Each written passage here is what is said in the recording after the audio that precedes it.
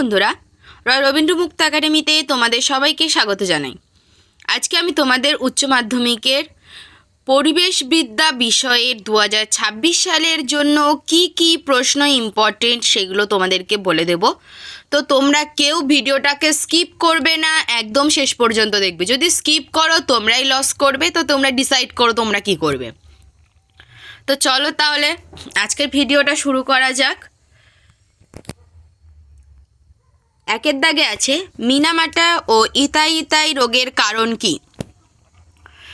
দুয়ের দাগে মৃতজীবিতা কাকে বলে। তিনের দাগে স্থিতিশীল উন্নয়ন বলতে কি বোঝো।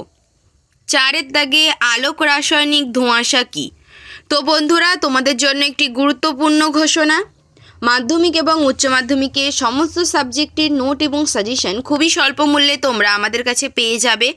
তার জন্য আমাদের অফিসিয়াল নম্বর 9088283819 অথবা 8478037242 এই নম্বরে যোগাযোগ করে নিতে পারো। তাড়াতাড়ি যোগাযোগ করো। এবং 5এর দাগে আসছে 4টি গ্রিন হাউস গ্যাসের নাম লেখো। 6এর দাগে ইনসিটু সংরক্ষণ বলতে কি বোঝো।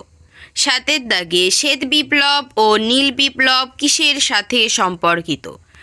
8এর দাগে পরিবেশে তেজস্ক্রিয় দূষণের প্রভাবগুলি লেখো।